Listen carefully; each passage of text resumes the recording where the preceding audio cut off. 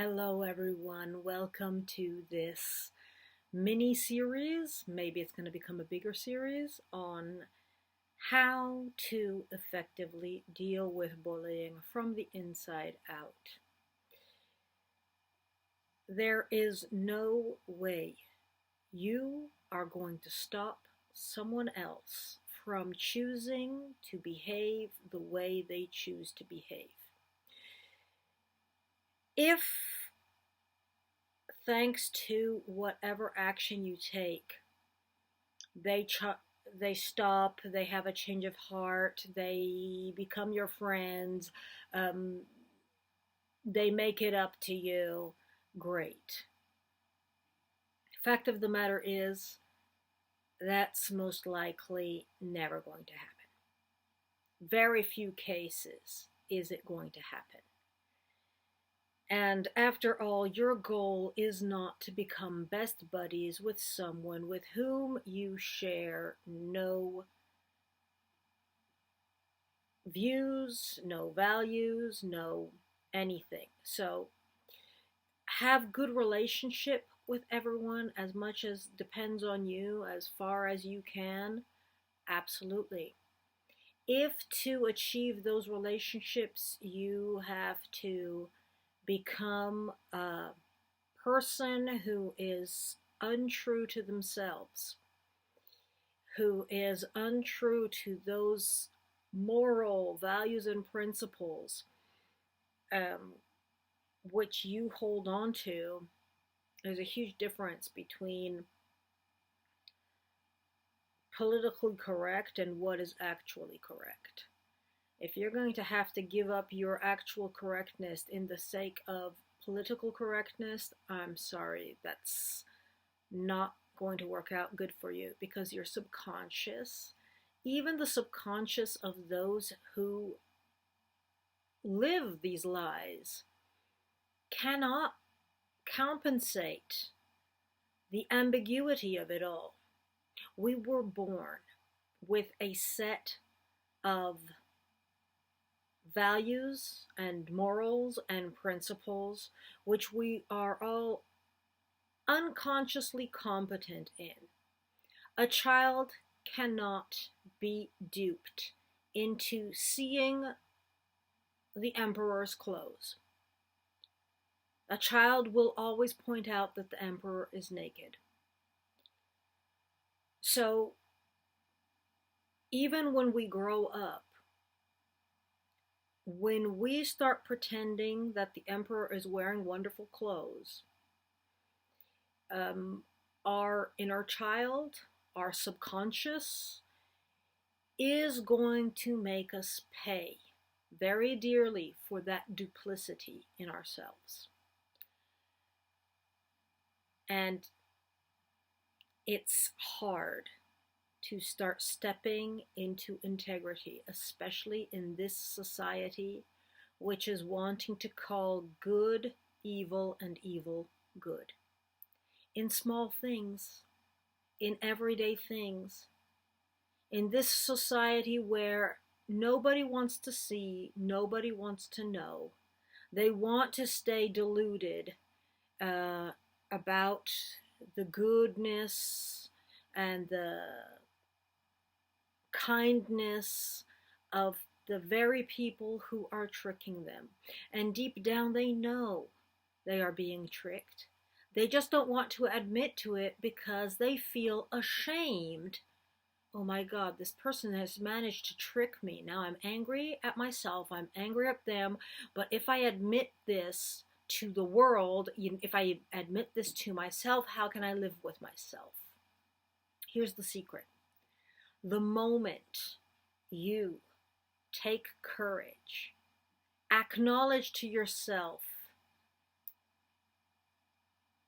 I was duped, I was tricked, I was fooled, and you don't allow for yourself or anyone else to gaslight you by saying, you should have known better, that is when you step into personal power. After all, betrayal can only be expected by those we allow close to us. Who betrayed Jesus? Wasn't it one of his hand-picked people? Wasn't it one of his best buddies that betrayed him to his death?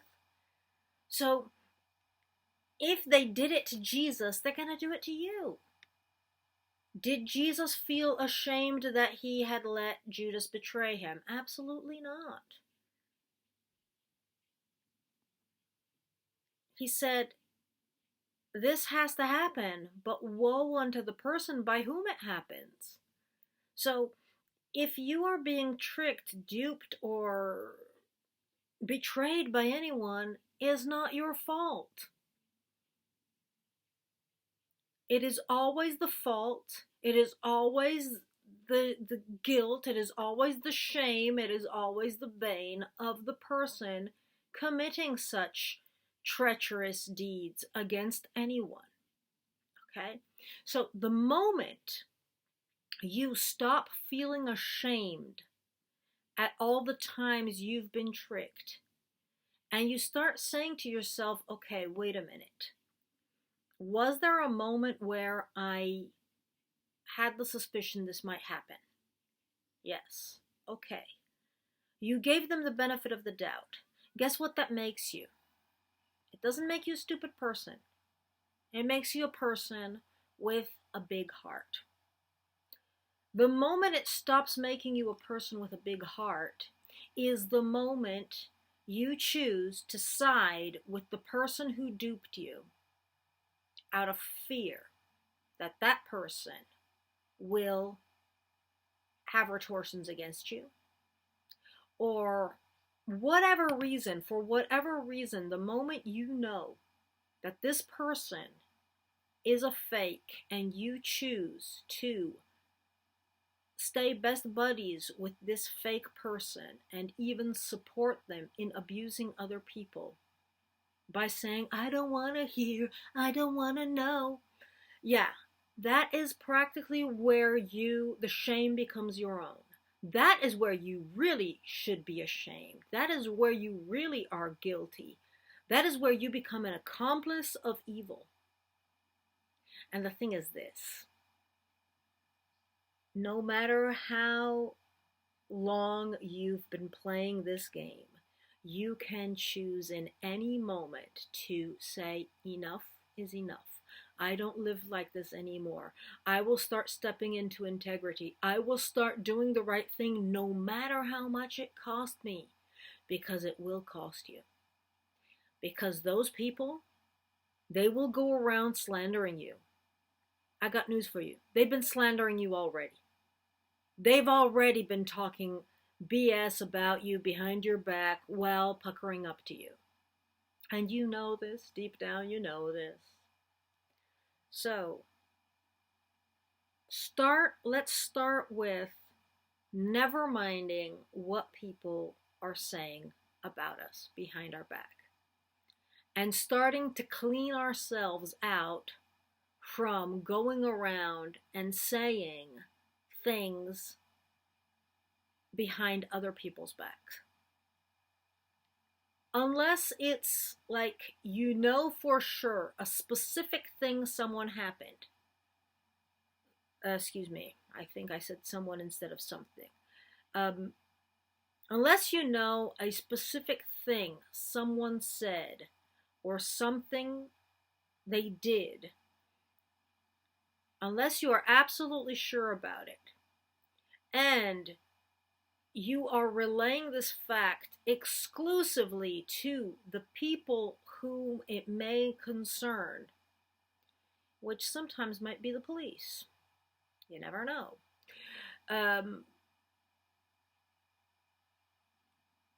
That is one thing. I would highly and strongly advise you not follow my footsteps of way back when I was a child, when I had no one to turn to for help, so I was turning to everyone for help.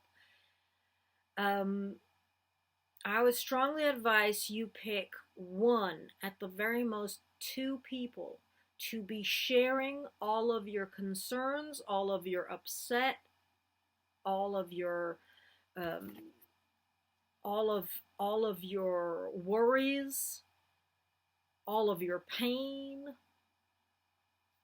anything that you're thinking of. Like, we do need to vent. We do need to let off steam. And venting is not a bad thing, because once you've had a chance to let it all out, is when you can start thinking clearly again, especially for women. For men too, it comes out differently than for women. Still, you need someone you know you can trust 100%.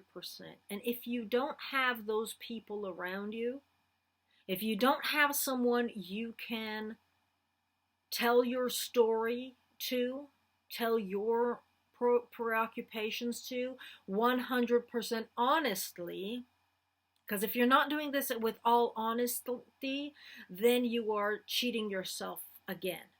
Okay? So practically, you gotta find one, at the very most two people for that purpose. And once you've done all of that, then you can refocus yourself for looking for the solutions, for being open maybe to explore deeper what's going on. If you don't have those people, you can do what I do. I'll do my own private Zoom calls in which I'm talking to myself about the situation. Become your own sounding board. Journal.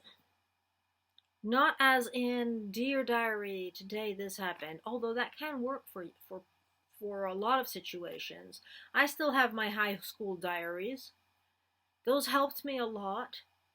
If I didn't have those, I would still be gaslit by my very own family members and friends about things that happened. I wrote it down. I wrote down exactly what happened. As long as you're honest with yourself, you have to be honest with yourself. There are times where you know you're doing something out of spite. There are times where you know you are doing things for all the wrong reasons. If you can be 100% honest with yourself, not lie to yourself, call yourself out on your own BS, when you can do all of that kind of stuff with yourself first, that's the first step for integrity. There are times where I have to stop myself, step back, say, uh-oh, no, Amber, this is not okay.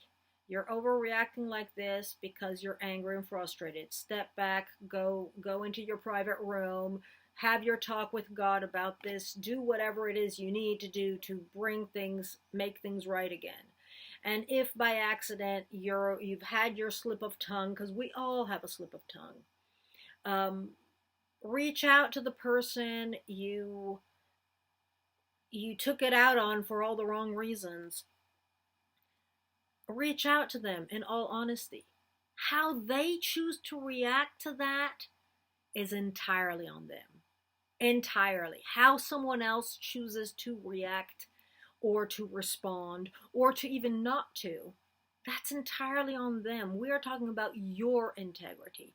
The only way for you to have personal power in this world, and not the kind of flashy personal power of all the people on social media or anywhere, not that, or in positions of high powers, not that kind of flashy power. I'm talking about the silent personal power where someone tries to threaten you for something minor and you just like, it doesn't touch you.